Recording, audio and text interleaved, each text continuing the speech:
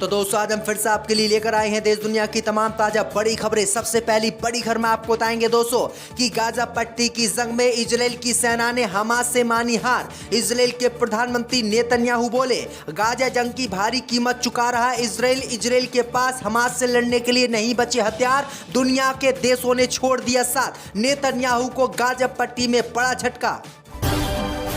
Houthi विद्रोहियों के खिलाफ लाल सागर में अमेरिका को लगा झटका। एक एक करके सभी देशों ने हूती से जंग लड़ने से किया इनकार। अब डेनमार्क ने भी कर दिए हाथ खड़े। अमेरिका पड़ गया हूती के खिलाफ अकेला। भारतीय टैंकर पर हमले को लेकर भड़का ईरान। अमेरिका को सुनाई खरी खोटी। कहा भारत के टैंकर पर ईरान नहीं बल्कि अमेरिका ने किया हमला। तो फिलिस्तीनियों के समर्थन में उतरे ऑस्ट्रेलिया के क्रिकेटर उस्मान ख्वाजा। जूते पहनकर फिलिस्तीनियों की मांगी सलामती। इजराइल के खिलाफ दुनिया के देशों से कार्रवाई करने की कर ली मांग। 1967 में 6 दिनों में 3 मुस्लिम देशों को जंग में हराने वाला इजराइल हमास के सामने हो गया फेल। तो नेतन्याहू का रो रो कर बुरा हाल। कहा हम हो गए इस जंग में बर्बाद। तो दोस्तों सभी खबरों को आपको एक एक कर बताने वाले हैं। वीडियो को लाइक कर चैनल को सब्सक्राइब कर दें। इसी बीच पर तो दोस्तों अगली खबर की ओर तो गाजा पट्टी में इजराइल की सेना ने मानी हार। इजराइल के प्रधानमंत्री बोले गाजा जंग की भारी कीमत चुका रहा इजराइल। जंग लड़ने के अलावा हमारे पास नहीं बचा कोई विकल्प। जब दोस्तों आपको बता दें कि गाजा पट्टी में इजराइल और हमास के बीच बीते 2 महीने से जंग जारी है और इस जंग में अब इजराइल की सेना ने हार मान ली है। खबर सामने निकल कर आई दोस्तों कि इजराइल के प्रधानमंत्री नेतन्याहू ने पूरी दुनिया के सामने आकर कहा है कि गाजा पट्टी में इजराइल की सेना हमास से जंग नहीं लड़ पा रही है और वो हर मिशन में फेल हो रही है। इस बीच नेतन्याहू ने कहा है कि गाजा जंग की भारी कीमत इजराइल को चुकानी पड़ रही है, इसलिए हमें जंग रोकने के अलावा कोई भी विकल्प सामने नहीं दिख रहा है।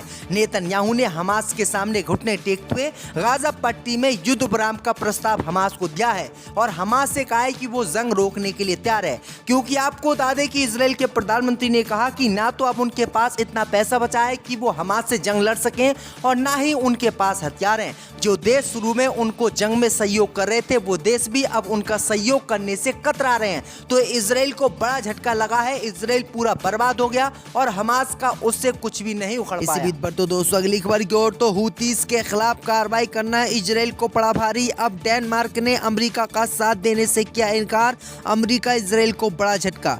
जब दोस्तों आपको बता दें कि इजराइल और हमास के बीच जो जंग चल रही है उस जंग में हमास का साथ हूती विद्रोही लगातार दे रहे हैं और हूती विद्रोहियों के खिलाफ अमेरिका ने कार्रवाई करने के लिए जो गठबंधन बनाया था, अब उस गठबंधन के लोगों ने हूतीस के खिलाफ कार्रवाई करने से इनकार कर दिया और एक एक करके अमेरिका का साथ छोड़ दिया, जिससे अमेरिका को आज बड़ा झटका लगा है। अब खबर सामने निकल कर आई दोस्तों कि फ्रांस के बाद नीदरलैंड, नॉर्वे और डेनमार्क ने भी हूतीस के खिलाफ अपने वारशिप भेजने से लाल सागर में मना कर दिया है। अमेरिका के नेतृत्व में ऑपरेशन प्रोस्पेरिटीज गार्डन में साथ देने के लिए एक के बाद एक यूरोप देश मना कर रहा है। दरअसल आपको बता दें कि अमेरिका हूतीस के खिलाफ अलग थलग पड़ रहा है। इजराइल का साथ देकर अमेरिका फिलहाल मिडिल ईस्ट में अकेला पड़ता जा रहा है। समंदर में हूती की धमकी और उसके हमलों को लेकर तेजी से नैरेटिव बदल रहा है। दरअसल आपको बता दें कि लाल सागर में इजराइल और अमेरिका के जहाजों पर हूतीस विद्रोही हमला कर रहे हैं और इन्हीं हमलों को खत्म करने के लिए अमेरिका ने गठबंधन बनाया था और 10 देशों को शामिल किया था, लेकिन एक एक करके अब सभी देशों ने अमेरिका का साथ देने से इनकार कर दिया और हूतीस के खिलाफ कार्रवाई करने से मना कर दिया, जो अमेरिका और इजराइल के लिए बड़ा झटका माना जा रहा है। इसी बीच पर तो दोस्तों अगली खबर की ओर तो भारतीय टैंकर पर हमले को लेकर भड़का ईरान। अमेरिका को सुनाई खरी खोटी। जब दोस्तों आपको बता दें कि ईरान ने अमेरिका को जमकर लताड़ लगाई है। दरअसल अमेरिकी रक्षा मंत्रालय ने पेंटागन ने हिंद महासागर में शिप पर हुए हमले में ईरानी ड्रोन के इस्तेमाल होने का आरोप लगाया था। ईरानी विदेश मंत्रालय ने अमेरिका के इसी बयान को बेतुका बताकर खारिज कर दिया और सोमवार को ईरान ने अमेरिका के बयान को झूठा और बेबुनियाद करार दिया। वहीं आपको बता दें कि अमेरिकी आरोपों पर प्रतिक्रिया देते हुए ईरान के प्रवक्ता नासिर ने कहा ये दावे पूरी तरह से झूठे हैं और इन्हें हम खारिज करते हैं। इस तरह के दावों का उद्देश्य गाजा में यहूदियों द्वारा की जा रही कार्रवाई को जायज ठहराना है और दुनिया का वहां हो रहे नरसंहार से ध्यान भटकाना है। इसी बीच ईरान ने ब्रिटेन के फॉरेन सेक्रेटरी डेविड कैमरन की आलोचना की थी, जिसमें उन्होंने ईरान को दुनिया के लिए घातक बताया था। तो ये बड़ी अपडेट आ रही, कड़ी फटकार ईरान ने अमेरिका को लगा दी है। इसी बीच पर तो दोस्तों अगली खबर की ओर, तो कंगना रनावत को पद्मश्री मिलने पर बीजेपी नेत्री ने उठाए सवाल। कहा साउथ के कलाकार 10 वर्षों से काम कर रहे हैं, उन्हें कुछ भी नहीं मिला और इन्हें सिर्फ 10 फिल्मों के लिए मिल गया। दोस्तों आपको बता दें कि बॉलीवुड एक्टर कंगना रनावत अक्सर ही बीजेपी का हिस्सा बनी रहती हैं, कभी वो अपनी फिल्मों को लेकर तो कभी प्रधानमंत्री मोदी के समर्थन में बयान देकर। एक्ट्रेस को लेकर अब बीजेपी नेत्री ने सवाल उठाए हैं। दरअसल आपको बता दें कि बॉलीवुड एक्टर कंगना रनावत को दोस्तों पद्मश्री मिला था। अब इसी पद्मश्री मिलने पर बीजेपी नेत्री जया प्रदा ने सवाल उठाए हैं। जया प्रदा ने कहा है कि साउथ के कलाकार वर्षों से काम कर रहे हैं, उन्हें आज तक पद्मश्री नहीं मिला, लेकिन इन्होंने 10 फ्लॉप फिल्में दी और इनका फिल्म इंडस्ट्रीज में कोई भी योगदान नहीं है, इनको जो है पद्मश्री मिल गया, जो कि गलत है। उन्होंने सवाल उठाते हुए भाजपा नेत्री ने कहा है कि कंगना रनावत से पद्मश्री वापस लेना चाहिए। इसी बीच पर तो दोस्तों अगली खबर की ओर, तो गाजा पट्टी में जंग के बीच अरब में नई जंग हुई शुरू, दुनिया में खलीफा बनने की तैयारी। दोस्तों आपको बता दें कि गाजा युद्ध के बीच अरब में एक नई जंग शुरू हो चुकी है। ये जंग है अरब का खलीफा बनने की। इस रेस में एक तरफ अमेरिका के साथ खड़े मुल्क हैं, तो दूसरी तरफ रूस के साथ मौजूद ईरान और तुर्की, जो सबसे शक्तिशाली होगा उसके सिर पर अरब का ताज सजेगा।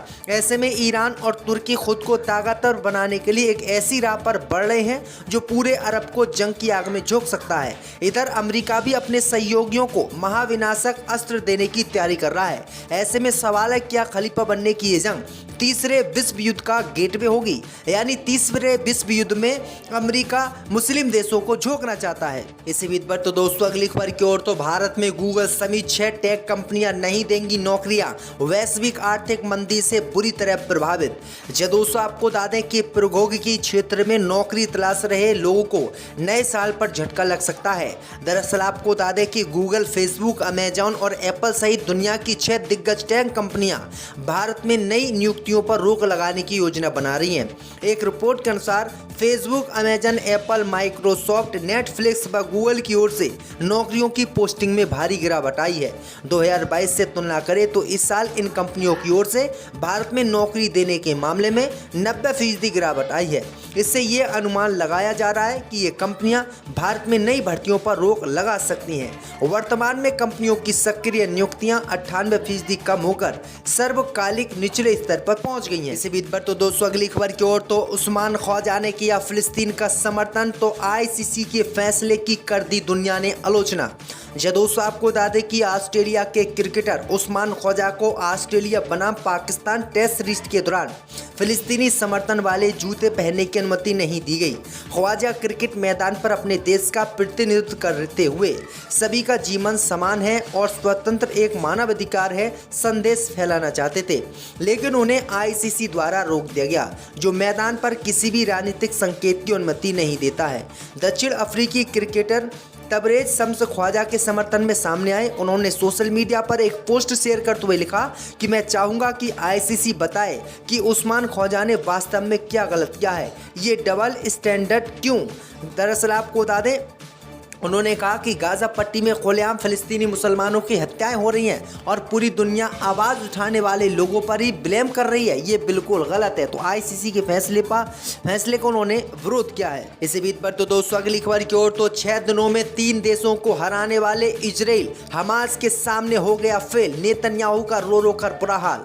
दोस्तों आपको बता दें कि प्रधानमंत्री बेंजामिन नेतन्याहू का कहना है कि इजराइल को युद्ध में भारी कीमत चुकानी पड़ रही है, और ये बात उन्होंने तब कही है जब गाजा में ऑपरेशन ऑल आउट के लिए गए बड़ी संख्या में इजराइल के सैनिक मारे जा रहे हैं। इजरायली पीएम का कहना है कि उनके पास युद्ध को आगे बढ़ाने के अलावा और कोई ऑप्शन नहीं है। वह हमास को खत्म कर देना चाहते हैं, लेकिन तकनीकी रूप से समृद्ध सेना अब तक हमास को मिटाने में नाकाम रही और इजरायली सेना की ताकत हमास के सामने फीकी पड़ गई है।